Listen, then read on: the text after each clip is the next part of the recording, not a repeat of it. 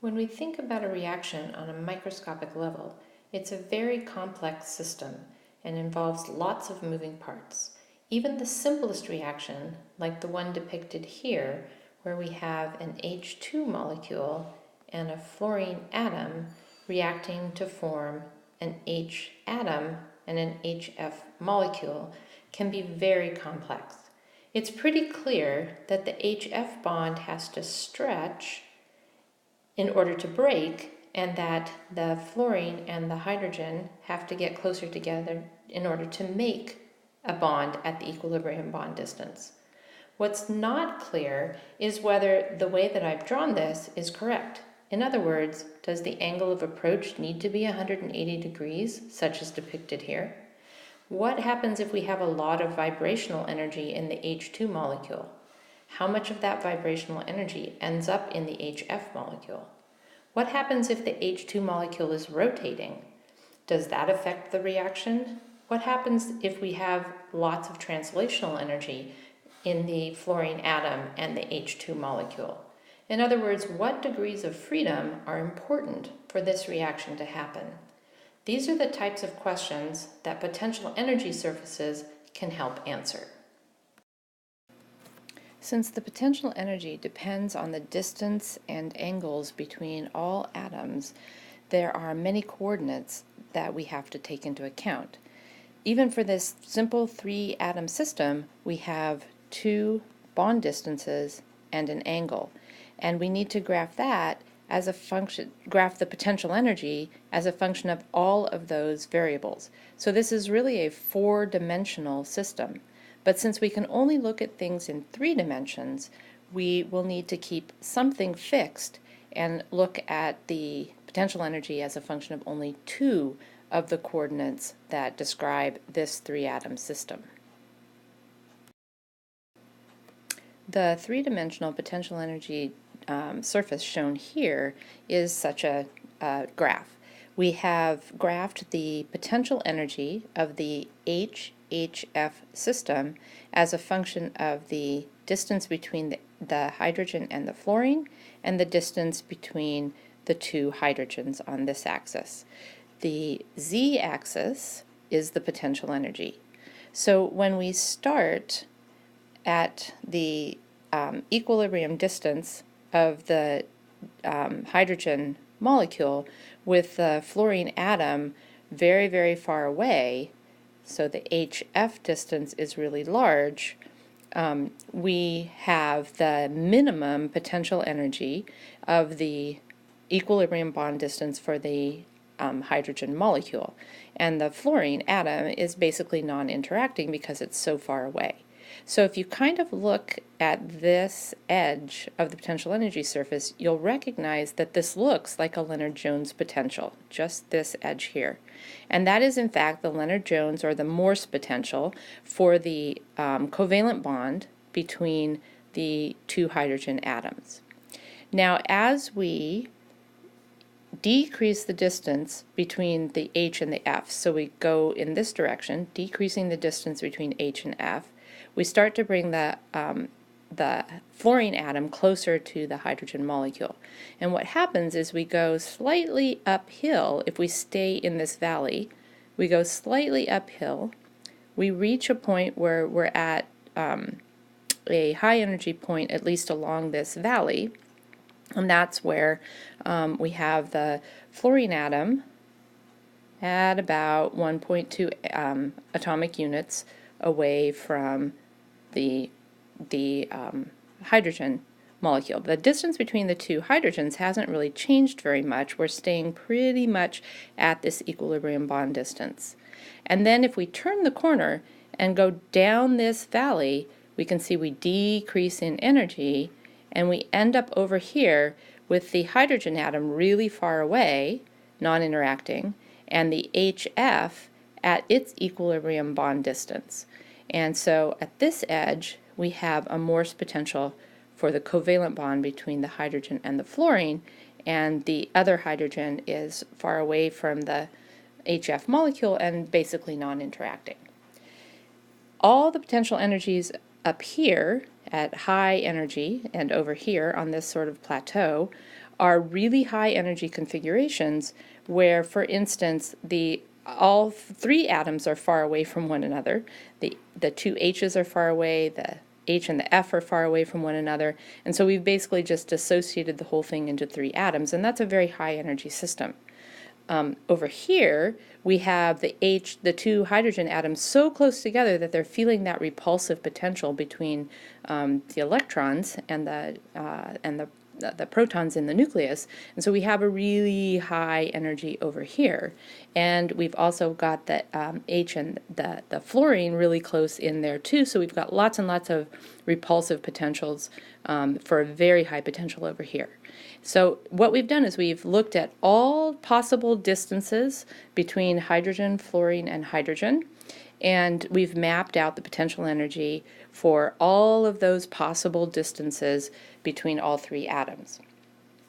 Now what we see is that if this reaction is going to happen, what it's going to do is it's going to follow the lowest energy path through this surface. So it's going to start at the equilibrium bond distance for HH. That's the lowest energy over here. And then we're going to follow along this valley and stay at the lowest energy distance and come out this exit channel and be at the lowest energy, the equilibrium bond distance for HF, with hydrogen far away from the HF product. So this surface maps out all those potential energies that are available to the three atoms. But what we've done is we've constrained this HFH system to be collinear. In other words, the angle of approach is going to be 180 degrees, just like I had drawn on the previous slide. So if we really wanted to map out this reaction, we would have to do a potential energy surface like this for every possible angle between H, and F. And then we would have to see which of these paths, lowest energy paths through all of those different surfaces, was the lowest energy path through a surface. And then that would tell us whether this reaction happened collinearly or whether in fact there was an advantage to having this at an angle. Three-dimensional plots like this one give us a lot of information, but it's kind of cumbersome to really see what's going on in this three-dimensional plot. And so we often represent these three-dimensional plots in a two-dimensional contour plot like this. So what we're going to do here to get this contour plot is we're going to walk on this surface and make sure that we stay at the same potential energy. So if I start here at this high potential energy, I'm going to make sure that I stay at that same potential energy and walk across, staying at that same potential energy, and map out what all the bond distances are. And one of those walks at a given potential energy is one of these lines in this contour plot. So you can see that if I want to stay at the same potential energy down here, I have to go back around, because if I keep going, I'm going to go uphill. So I have to stay at the blue level, right?